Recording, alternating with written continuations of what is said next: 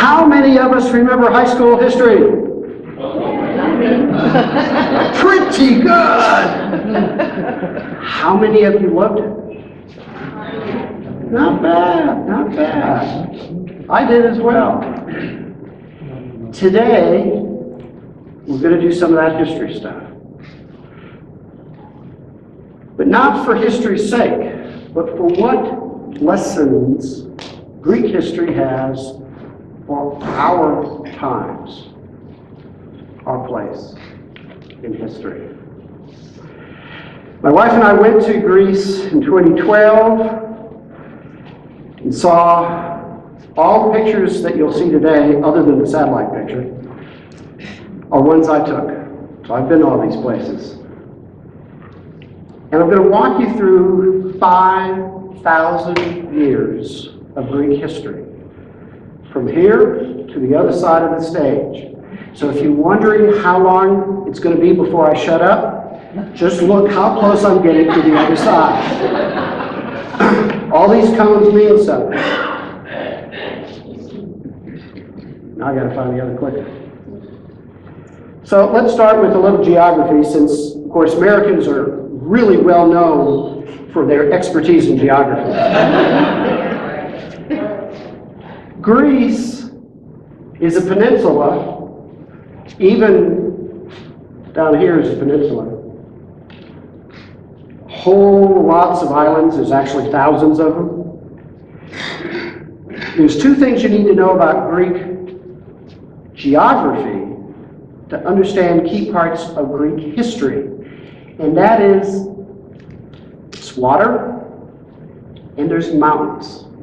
You will not find anything in Greece that looks like southeastern Idaho. Flat terrain doesn't exist.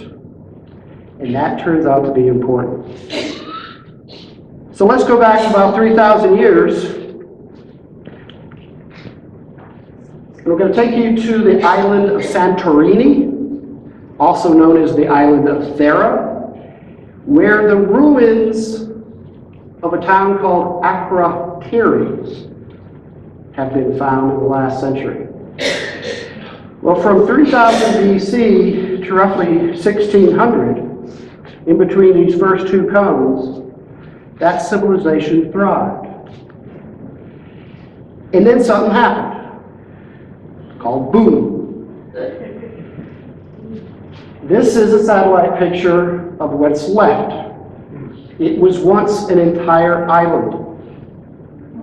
All that water is where the volcano used to be. It's a beautiful place. I'll show you some pictures. The town of Thera, I'll show you some pictures of that. And we know that Akrotiri, which is on the southern coast, we know it was part of the Minoan civilization for 1,400 years. Quite a bit of the fraction of time that I'll talk about today. That ended when the volcano blew up. Now let's talk about size. Size matters. Yellowstone supervolcano is on this scale of volcanic explosive index. It's an 8. Below it is the volcano I'm referencing. It appears to have been the largest volcanic explosion witnessed by man. Moving up the slide, down the scale, Krakatoa, last century, well, actually now more than a century ago. Krakatoa was the largest in recorded history. Krakatoa was heard 3,000 kilometers away, which gives us reason to believe that when Thera exploded, it had to have been heard at least that far, which means all through the Mediterranean, people heard something, not knowing what it was. Mount St. Helens, Kilauea, all these other things, they're all babies. When Yellowstone goes again, of course, none of us will survive it. Just as a civilization was destroyed when Thera blew.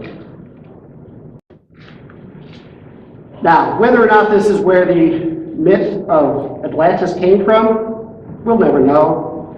But we know that that explosion occurred. Now all the books, all the movies, everything about Atlantis comes from a single source.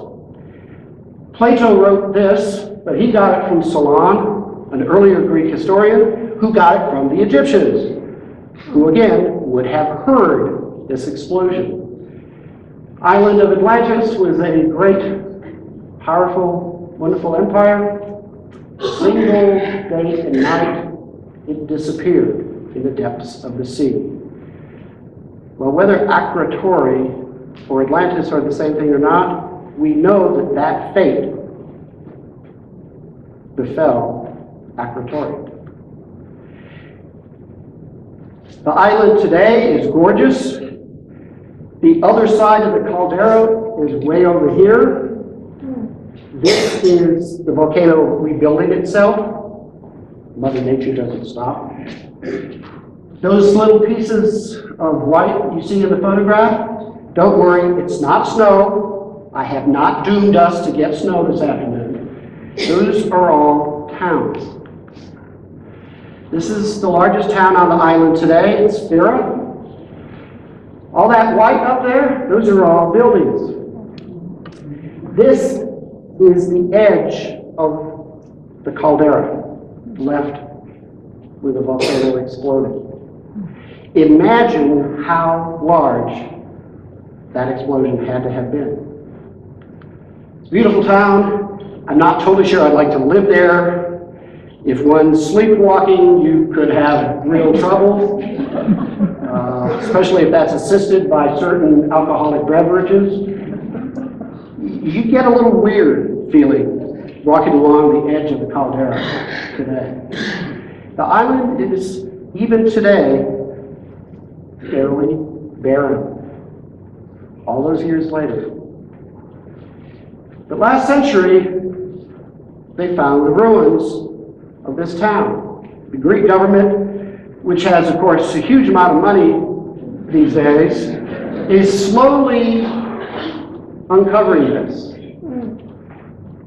To protect the ruins, there's a roof up at the top, and it is extremely eerie to walk through. I've never been to Pompeii. Pompeii must be something similar, except Pompeii's a whole lot younger. It would be about that yellow cone over there on my timeline. Akrotiri was a very advanced place.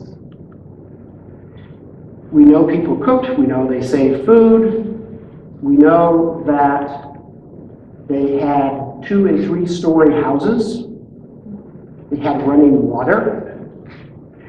Innovations that did not occur later for hundreds, if not thousands of years. All destroyed with an explosion.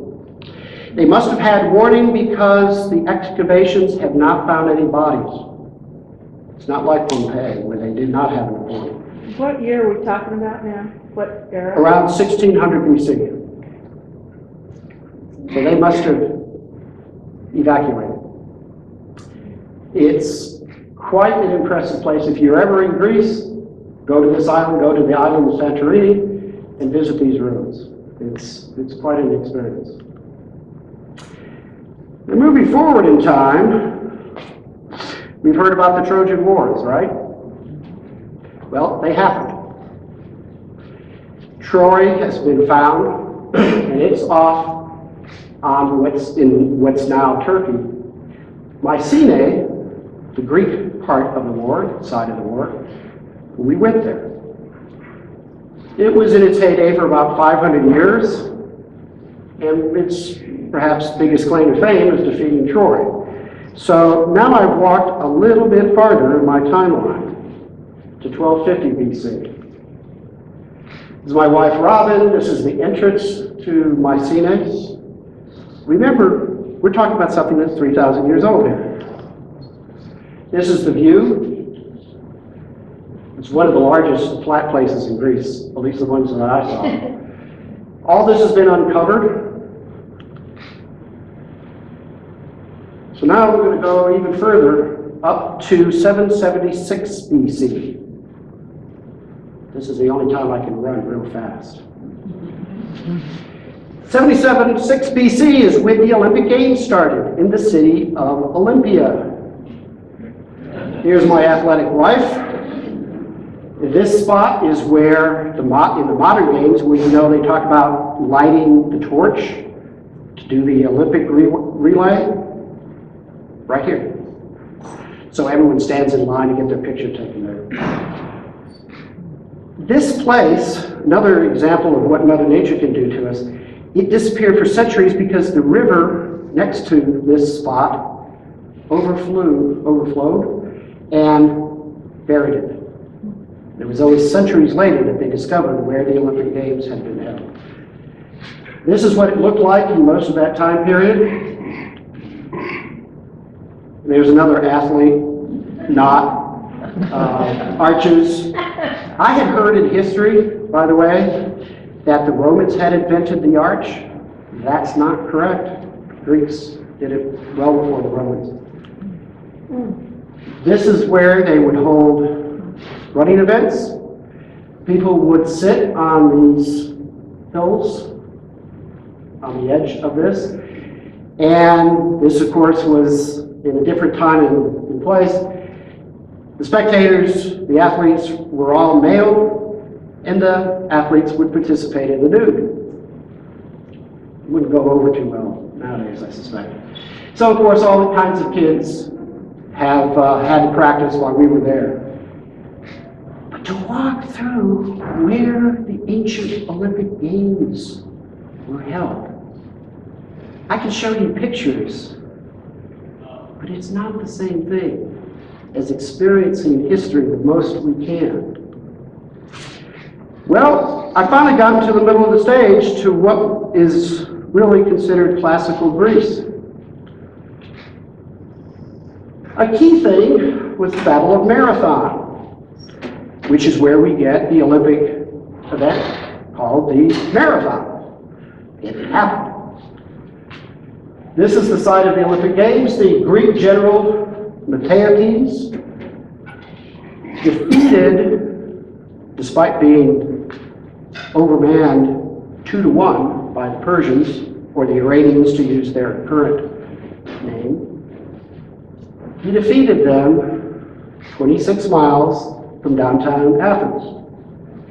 A statue to him exists to this day. 192 Athenians died in repulsing thousands of Persians. They're buried here. Again, these are not stories, these are not myths, this is history. And the Greeks have a certain attraction to history. And you can drive, or run, or walk along the course of the original marathon. I'll warn you, however, I did it in traffic. It took me as long as had any of you athletic types tried to run it. Greek, and especially Athenian traffic is horrible. And the air pollution is even worse. So if you tried to run it now, you'd probably croak. But they put up a bunch of signs for the Olympic Games in, 1996, where the Games came back to Athens.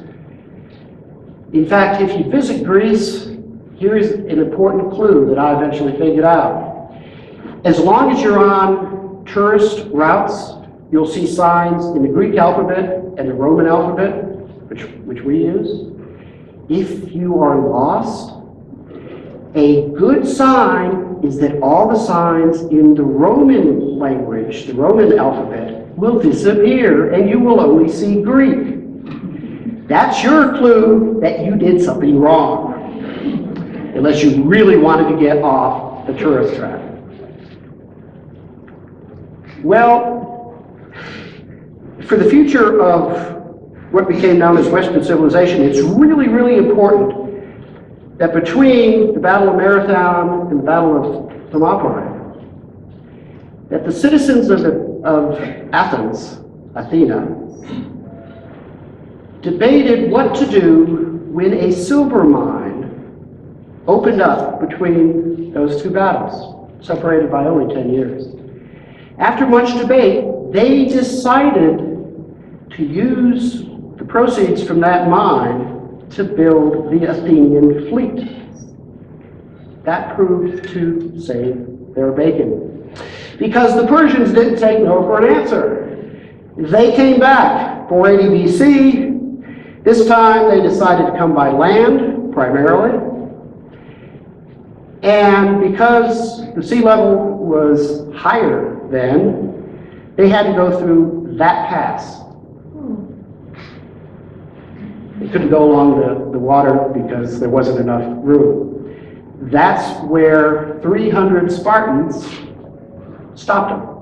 Again, yeah, just because we make a movie of it doesn't mean that it's false. It actually happened.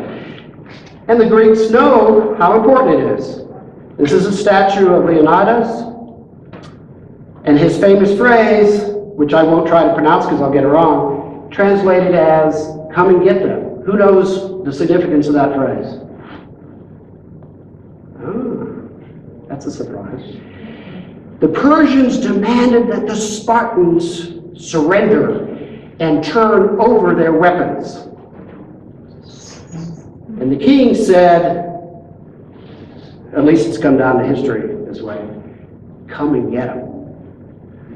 Well, the Spartans, of course, perished, but they did it for a reason. They delayed the Persians long enough at that mountain pass that the Athenians could evacuate.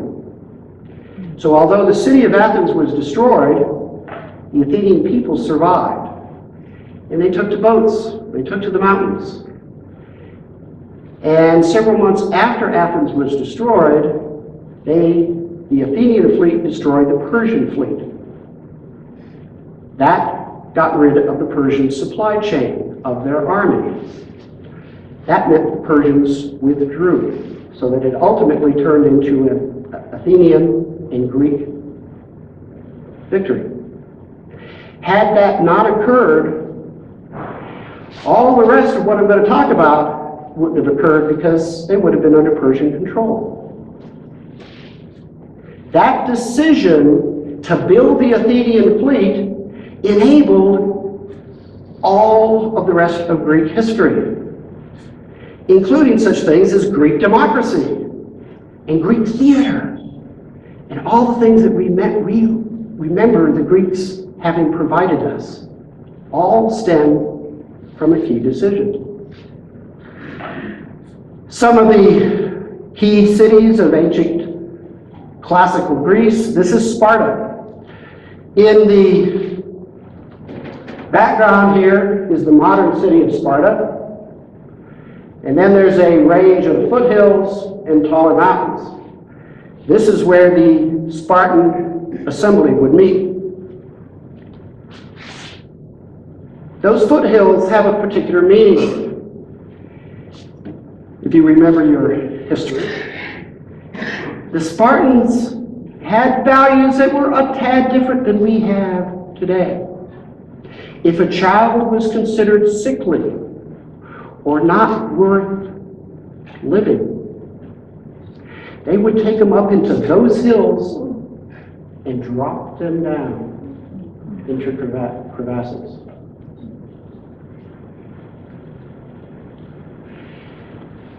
What all this means is, as the Spartans would sit here, there's my wife again, they sit in their assembly, they looked at exactly those hills. And you have to figure every single one of them knew what was done in those foothills. Moving to Athens, the Agora, the Romans would call it the Forum. This is where, during the heyday of Athens, people in sandals would talk, would trade, would discuss. This is one of the buildings that's actually been partially restored. These places are where Plato walked, where Socrates spoke, where Aristotle wrote. This is where it happened. This is where the foundations of modern Western civilization come from. Right here. And they had some interesting inventions. They had portable ovens and heating trays, something that might work on a camping trip even today. They had dishes that many of us would be happy to have in our homes today. Now, this is 2,500 years old. Do you think any of the dishes you have at home would last 2,500 years? Maybe. On the edge of the big mountain in Athens are a couple of theaters. This is the one that's most famous. This is the birthplace of what we consider drama. The people here, the people who built this, the people who practiced here, are the forerunners of so much of our modern entertainment. This is where it came from.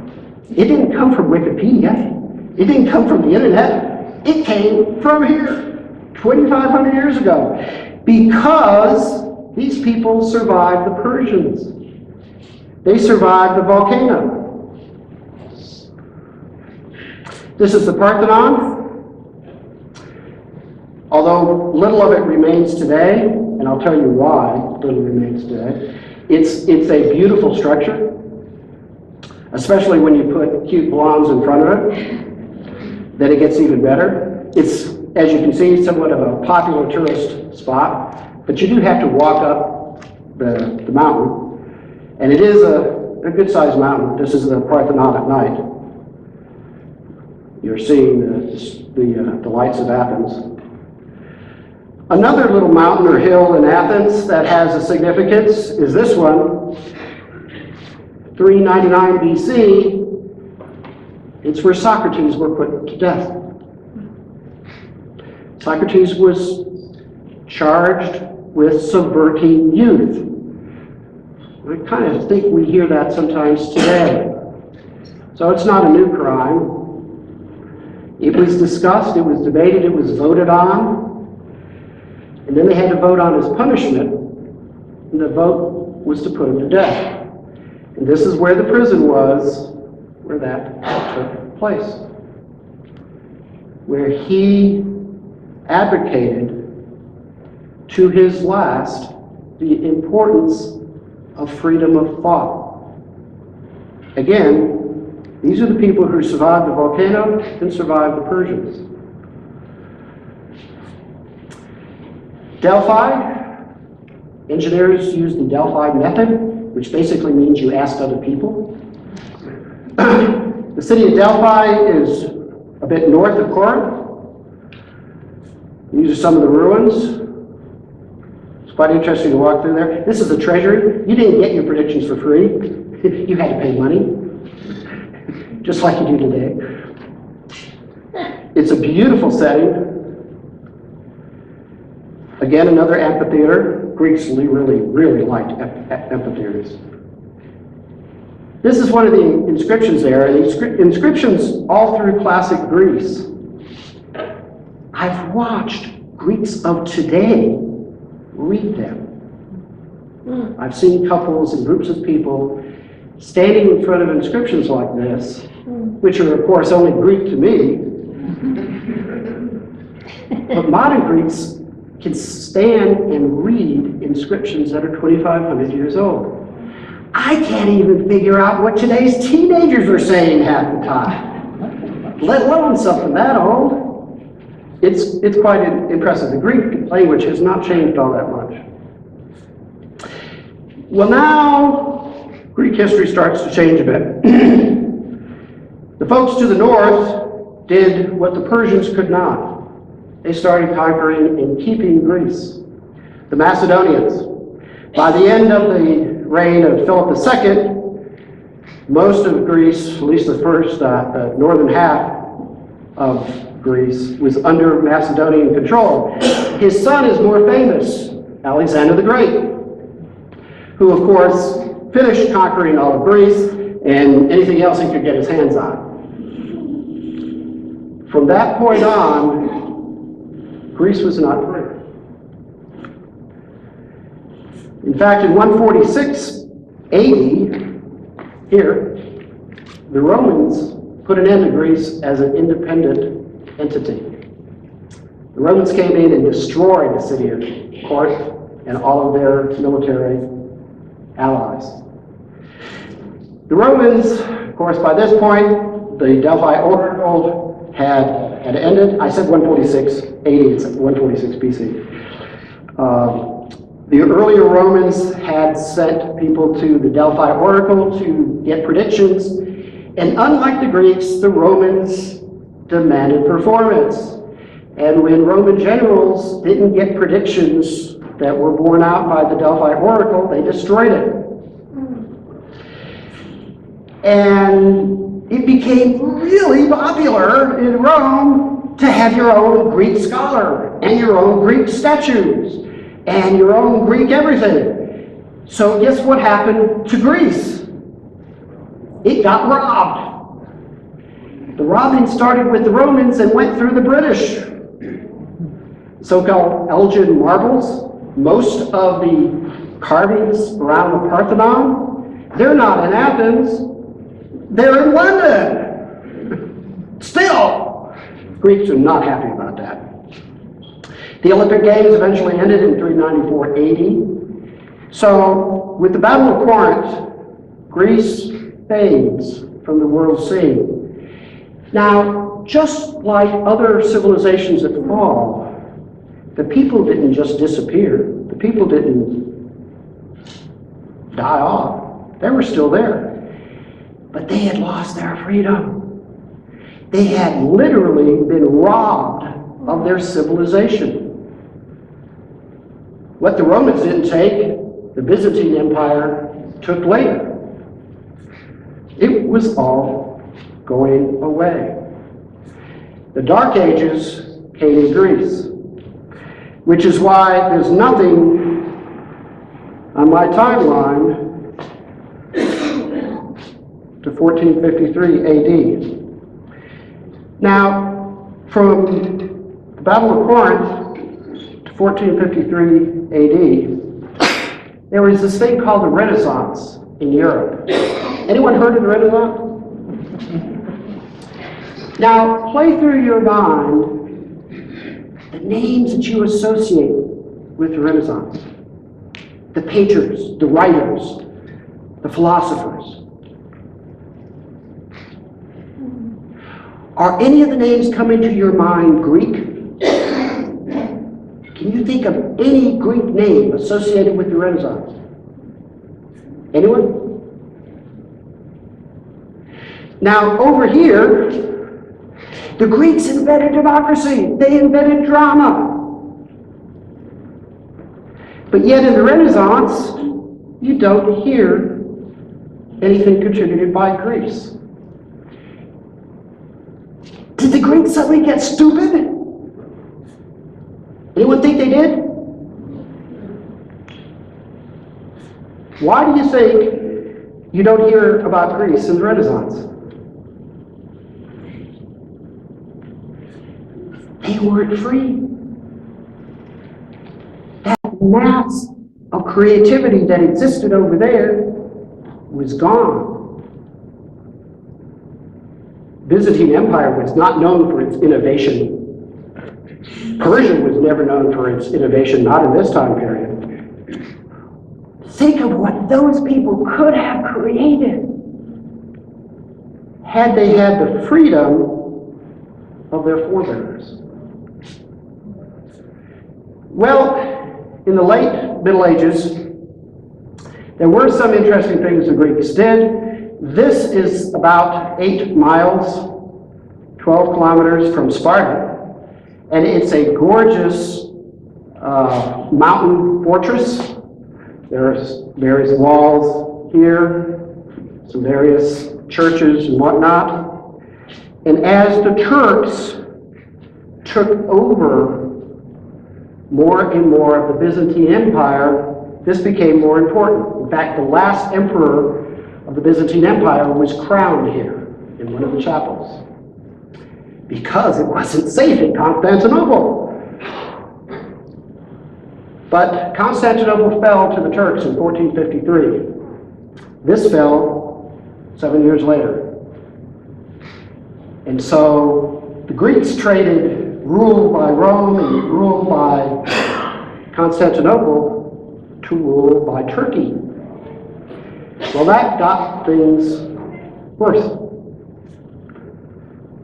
Then their Christianity was at stake.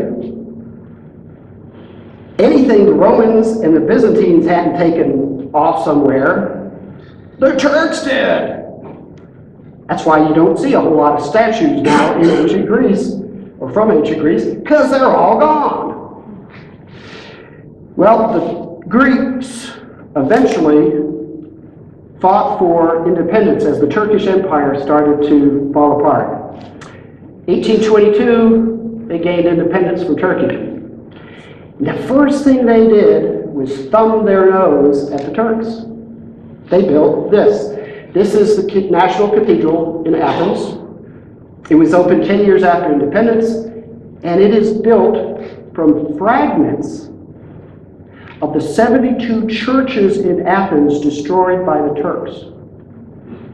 So basically they went to the Turks.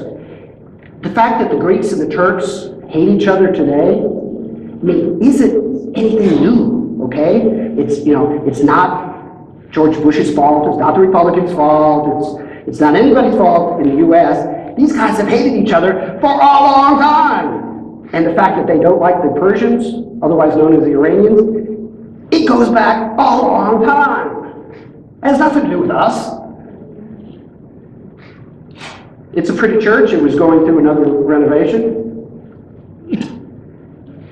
Well, we've now gotten all the way up. Lesson number 1, Mother Nature is a bitch. She covers important sites with floods. She destroys civilizations with volcanoes. That civilization never recovered. Never. The language is gone. All the things that those people could have contributed to our way of life are gone. Freedom's good, but you have to fight for it. When the Greeks would actually fight together, they were capable of fighting off the Persian Empire, which was massive. Once they stopped deciding to defend themselves, and they started squabbling more and more among Greek city-states, they lost to the Macedonians, to the Romans, to the Byzantines, and to the Turks. And from here, all the way back to the Battle of Corinth, they weren't free.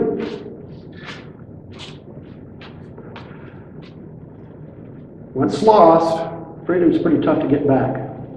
It took from there to here. It's a whole lot easier to keep freedom than get it back. That's what history shows. And all the things that those people did that we benefit from today, is that whole gap, and we'll never know what they might have given us had they been able to. And today, like when we were there in 2012, this thing about Greek debt is pretty important. People we didn't know. I mean, I check in at a hotel, and the lady behind the counter, who doesn't know me other than the fact that I have an American passport, she wanted to talk about the Greek debt situation. What the hell do I know about the Greek debt situation? All the Greeks wanted to talk about it. Everyone had it on their minds. I'm sure it's no better today. There were riots in northern Greece while we were there. There was protest in Athens because of the so-called troika of outsiders that were in Athens to go through one of their negotiating dances. Greece is not in charge of its destiny even today. They don't control the debt. They don't control refugees coming from Turkey. Even today, they have not regained their freedom, and they know it. I had one woman, when my wife wasn't around, and I don't see her so I can tell the story. She wanted a way to the U.S. She'd never been to the U.S. She poured her whole life story out to me. Who the hell am I? Why? Because she wanted me to know how hopeless she felt. How little opportunity she had in Greece. And she was trying anything to get to Australia, to the United States, someplace other than Greece. Now my wife comes in. Literally. That's what happens when you don't have freedom and control of your own fate. That's what we saw in Greece. So I've walked through a bit of Greek history. Volcanoes, Trojan War, the birth of democracy, of drama, the loss of freedom, and the partial regaining of freedom. I'm a student of history. I minored in history, even though I'm an engineer. I love taking trips like this. If you do your homework, if you study what all these things mean, and what they mean for us today. It's not just a bunch of statues and a bunch of granite blocks. There are lessons today. Issues we face as a society today might sound different than what Socrates and Aristotle and Plato and Pericles debated back in here. The debate about foreign policy, the debate about the defense policy and how much money to spend on defense. They sound like new issues, but they're not. These people and others around the world had to discuss those, had to debate those, just as we do today. And so my final thought for you is maybe study a little bit about history to inform us in what we face as issues today. Questions? Steve, I have one question. You started your presentation with the island where the volcano took off. Right. Okay.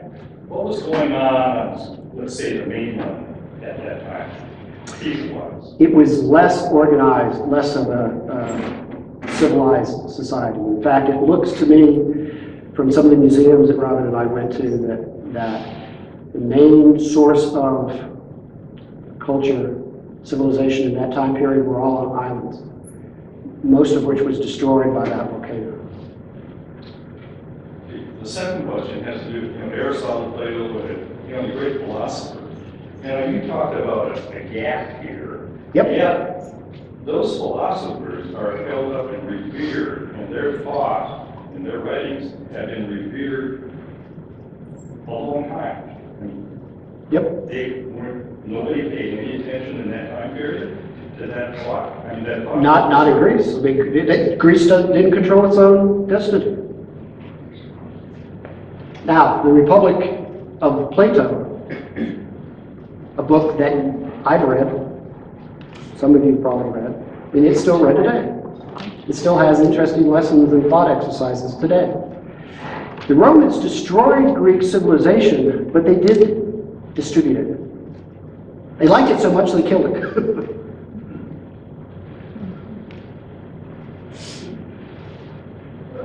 In response to that, I need to mention that a lot of medical thought and lots of philosophical and mathematics that was kept alive by the Arabs. Yep. They brought it through Spain. That's right. But it wasn't the Greeks that added to their legacy. It was the Romans, it was the Arabs, it was other places that took that torch and ran with it. That's great. It's great we have that much. But as you read about Greek and for that matter, Roman history, I finished a book recently on Roman history, so little of the literature actually survives. There are references in various places to, so-and-so said in their drama this. So we know that various things existed, but the original text we don't have. It's lost. So pieces survive, key thoughts survive, but not everything.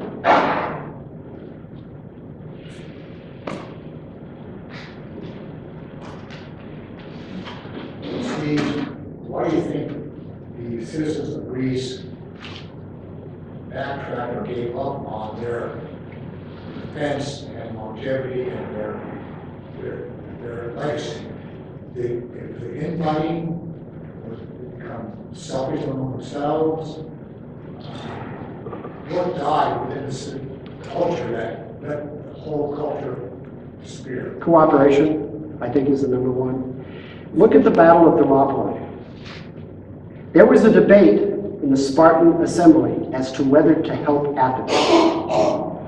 They didn't know, if you look at the map, okay, the Persians were coming by boat.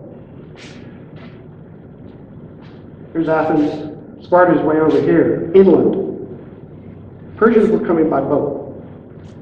These guys were feeling fairly safe. There was debate as to whether or not to let the Athenians die.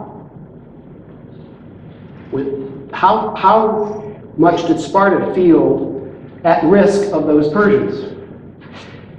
But King Leonidas decided, he stood up, and this much is recorded, and said, hey, we're going to go save the Athenians. We're going to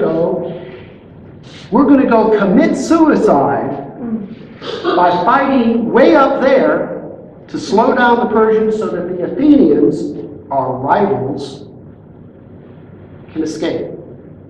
Okay, that's history. That's fact. But yet, a couple of hundred years from that point in time, when the Macedonians started coming down, and then later the Romans, these people up in northern Greece, they asked for help from Athens, from Sparta and so forth. And they said, who, us? Not my problem. Too bad. Macedonians just kept coming down, and then later the Romans kept coming in. So something changed in the Greek culture. I'm not enough of an expert to know, but from 480, 490, when we had that type of cooperation, to a few hundred years later, it went from city-states supporting each other to city-states ignoring each other. There's strength in numbers.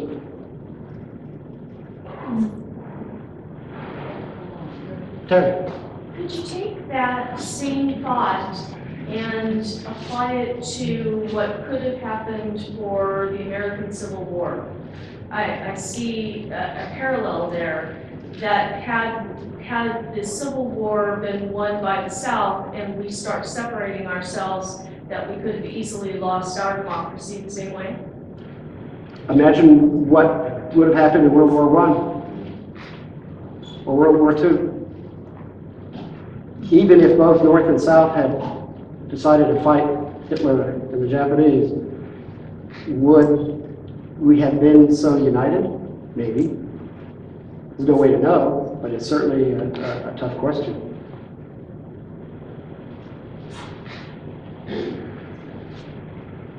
Steve. The moon, way up there.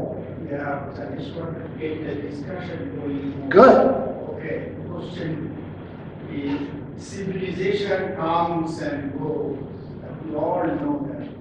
So the Greek, the Socrates, Plato, and all those, that is really the basis of Western civilization, non-Christian part I'm talking about philosophy, and it is really the basic. They survived there, that part.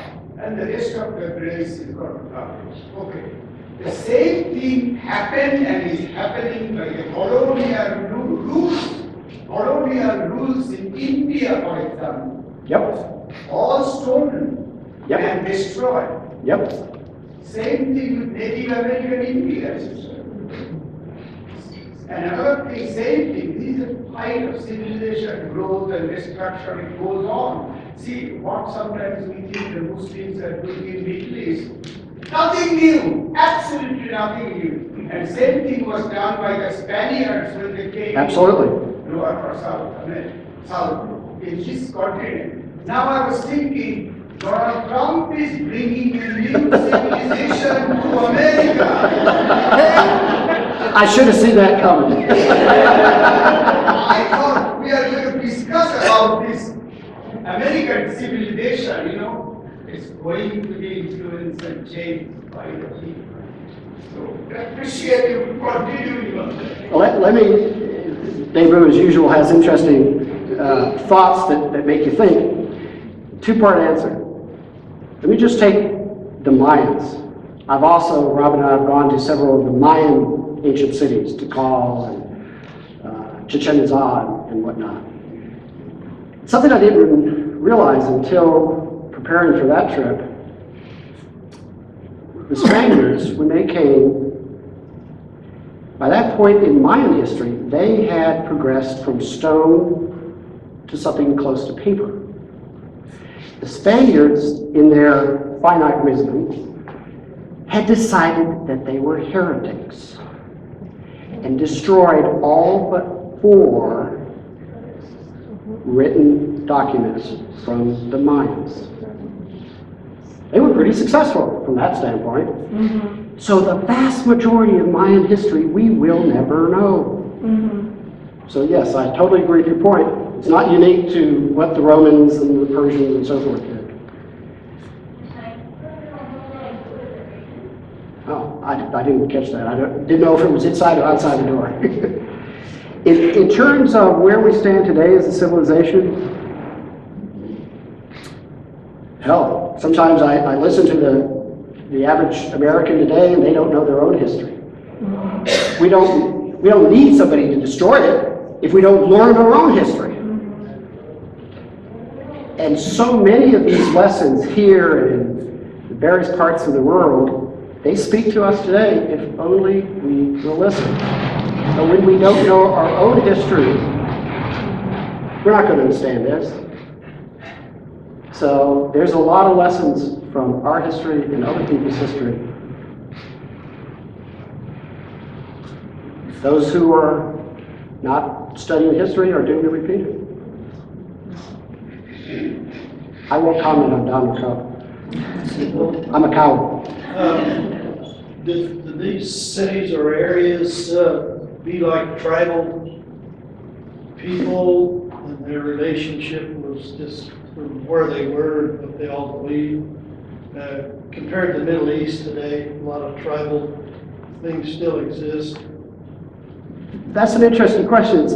Should we think of the ancient Greek cities as tribes? And in some ways, yes, in some ways, no.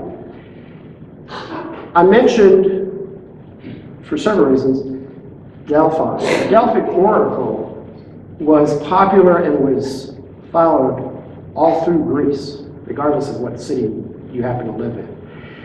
All the different cities participated in the Olympic Games. So and they spoke the same language. So there are key things that united the Greeks, which probably led to the Spartans deciding to support Athens. But it wasn't by any stretch of the imagination a unified place. In fact, one analogy I've come across is to think of the Mayans and the Greeks as city-states. Not so much tribes, but city-states. Whereas the Romans and the Aztecs were centralized empires. One can argue back and forth, but they're different. And one of the reasons why Greece was the way it was are all these mountains and all these inlets. So I won't say tribe so much as geographically isolated towns. Even today, we drove from here over to Olympia on allegedly modern roads. Okay? It took hours, and we both got very car sick. It's very beautiful, but this is rugged terrain, okay? This is not, going over Teton Pass. This is doing this and so forth. I can't imagine crossing those mountains in ancient times. It's one of the reasons why a key thing about Greece is where are you relative to the water? That was a unifying aspect of Greek culture, is the water. So, tribes to some degree, but they had mostly the same gods, mostly the same language and so forth. But they just ruled different geographical pieces. Well, is this related to morality, like the Romans really thought that way, and you think they had that kind of problem? I'm not following. You're asking about morality. Well, the same problem we're having today here. The best example I can have is Socrates, where I suspect every generation in the history of mankind worries about the youth. Well, the rulers of Athens in Socrates' time worried about the youth. And the number one charge against Socrates is he was corrupting the youth by asking tough questions. I mean, that's almost a direct translation of what the charge was. And that charge, and a lot of that trial had come down to us. So, to the extent that morality is reflect and agree with what has happened in the past, sure, that was debated again and again and again. It caused the death of a man we revere today.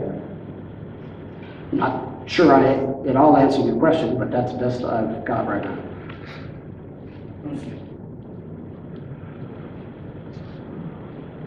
Thank you, Steve.